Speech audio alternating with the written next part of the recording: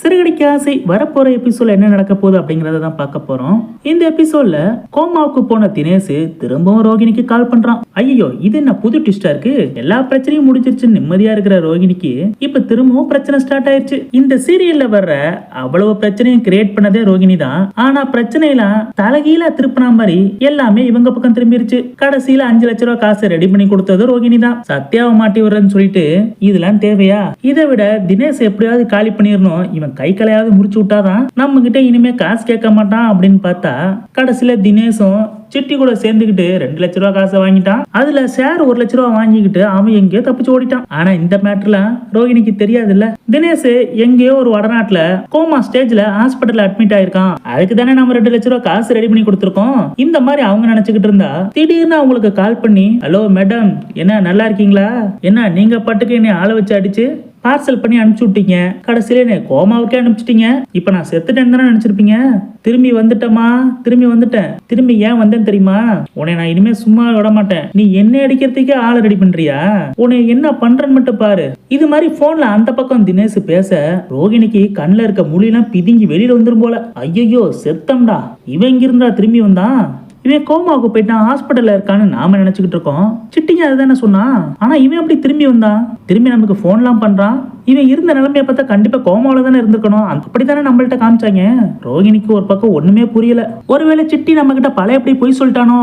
ஏற்கனவே ஒரு தடவை இப்படிதான் சிட்டிக்கு காசு கொடுத்து தினேஷ் அடிச்சு தூக்க சொன்னோம். ஆனா தினேஷ முத்து தான் அடிச்சு போலீஸ் ஸ்டேஷனுக்கு அனுப்பி வச்சான். அப்பவே இந்த சிட்டி தான் என்னமோ தான் அடிச்ச மாதிரி சீனை போட்டுக்கிட்டு தினேஷ் எல்லாம் அடிச்சு ஜெயிலுக்கு அனுப்பி விட்டேன் இந்த மாதிரிலாம் போய் பேசிட்டு இருந்தான். ஒருவேளை இந்த தடவையும் அதே மாதிரி செஞ்சிருப்பானோ?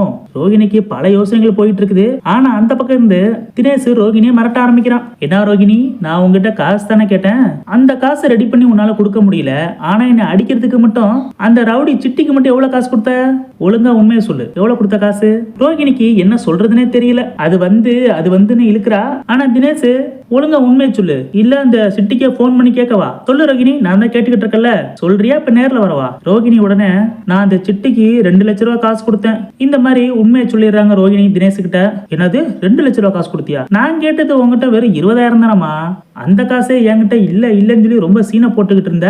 அப்புறம் எப்படி அந்த ரவுடிக்கு கொடுக்கறதுக்கு மட்டும் உனக்கு 2 லட்ச ரூபாய் காசு வந்துச்சு? நீ பயங்கரமான ஆள் தான். நான் அப்பவே சொல்லல, நீ ஒரு பணம் கறக்கிற மிஷின். நீ நான் கேட்கிறப்பெல்லாம் பணம் கொடுத்துக்கிட்டே இருந்தீங்கன்னா உனக்கு எந்த பிரச்சனை இருந்திருக்காது. நான் வெறும் 20,000 தானே கேட்டேன்.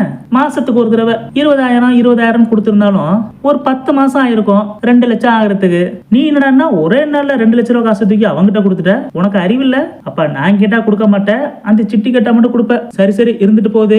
நீ அவனுக்கு 2 லட்ச ரூபாய் காசு கொடுத்தில, இப்ப நீ எனக்கு 2 லட்ச ரூபாய் காசு கொடு. தினேஷ் இந்த மாதிரி கேட்டதும் ரோகிணிக்கு அப்படியே தூக்கி வாரி போடுது. என்னது 2 லட்சமா? அதெல்லாம் என்கிட்ட காசு. சும்மா என்னையெல்லாம் அப்படி நோன்ற வேலை வச்சுக்காத, நான்லாம் காசுலாம் தரமாட்டேன். இந்த மாதிரி ரோகிணி கோபத்துல ஒண்ணுமே புரியாம சிட்டிகிட்ட கடந்து கத்திக்கிட்டு இருக்கா. இந்த பாரு ரோகிணி, நீ என்ன சத்தம் போட்டாலும் என்கிட்ட கதை நடக்காது. அந்த சிட்டிக்கு மட்டும் நீ 2 லட்ச ரூபாய் காசு கொடுத்தில, ஆனா அந்த சிட்டிக்கு கூட தெரியாத விஷயம் ஃபுல்லா எனக்கு தெரியும். அப்படிங்கிறது உனக்கும் தெரியும். இப்பவே உன் வீட்டுக்கு நேரா வந்தேன், உன் வண்டவளம் ஃபுல்லா தண்டவளம் ஏறிடும் பாத்துக்க. நீ என்னையே ஏமாத்த பாக்குறியா? ரோகிணிக்கு அழுகிறதா புலம்புறதா என்ன செய்யறதுன்னே புரியல. இப்பதான் கஷ்டப்பட்டு ஒரு 5 லட்ச ரூபாய் ரெடி பண்ணோம். அதுவும் அவ்வளவு கஷ்டப்பட்டு ரெடி பண்ணோம். அதுல 1008 பொய் ஃப்ராடு வேற. அந்த காசை வேஸ்டா முத்துக்கிட்டே மீனாக்கிட்டே கொடுக்கற மாதிரி ஆயிடுச்சு. இப்ப இவன் வேற 2 லட்ச ரூபாய் கேட்கறான். இப்படி ரோகிணி நினைச்சுக்கிட்டு இருக்க.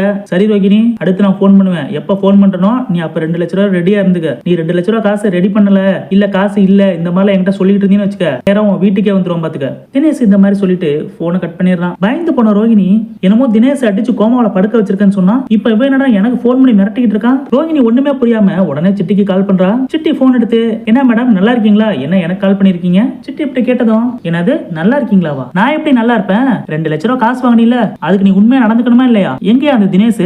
ஒழுங்கு மாதிரியா உண்மையா சொல்லு. போன தடவை நீ இப்படிதான் சொன்ன, அந்த தினேஷ் அடிச்சு ஜெயிலுக்கு அனுப்பி விட்டேன்னு சொன்ன. கடைசியில பார்த்தா முத்து தான் அடிச்சான். இந்த தடவை நீ அடிச்சே இல்லையா? என்ன ஆச்சு அவனுக்கு? என்னமோ கோமாவில இருக்கான், வடநாட்டுக்கு ஹாஸ்பிட்டலுக்கு அனுப்பிட்டேன் அப்படின்லாம் சொன்ன. அவன் எனக்கு போன் பண்ணி பிளாக்மெயில் பண்ணிட்டு இருக்காயா? சிட்டிக்கிட்ட ரோகிணி இப்படி சொன்னதும், மேடம் அப்படிலாம் இருக்காது மேடம், இப்பதான் என் ஃப்ரெண்டுக்கு போன் பண்ணேன், அங்கதான் ஹாஸ்பிட்டல்ல இருக்கிறதா என் ஃப்ரெண்டு கூட சொன்னான், வேணா உங்களுக்கு வீடியோ அனுப்பி வைக்கிறேன், வேணா பாருங்க. இந்த மாதிரி சிட்டி சொல்லிட்டு ரோகிணிக்கு ஒரு வீடியோ அனுப்பி விடுறான் சிட்டி. ரோகிணி போனை கட் பண்ணிட்டு அந்த வீடியோ ஓபன் பண்ணி பாக்குறா. அதுல தினேஷ் படுத்த படுக்கையா ஹாஸ்பிட்டல்ல அட்மிட் ஆயிருக்கான். ரோகிணிக்கு இதை பார்த்துட்டு ஒண்ணுமே புரியல. அப்ப நம்மள்ட்ட கால் பண்ணி பேசுனது யாரு? ஆனா அது தினேஷ் வாய்ஸ் மாதிரி தானே இருந்துச்சு. ஆனா கால் பண்ணி அவன மாதிரியே பேசுறான், அவன மாதிரியே மிரட்டுறான். மிரட்டுறான். ரோகிணிக்கு இதை நினைச்சு ஒண்ணுமே புரியல, யோசிச்சுக்கிட்டே இருக்காங்க. ஆனா இந்த ரோகிணி பண்ற திருட்டு வேலைக்கெல்லாம் இது கண்டிப்பா தேவைதான் அப்படின்னு நினைக்கிறவங்க நம்ம வீடியோக்கு ஒரு லைக்கை போட்டுருங்க. நம்ம சேனலை மறக்காம சப்ஸ்கிரைப் பண்ணிருங்க. Thank you guys.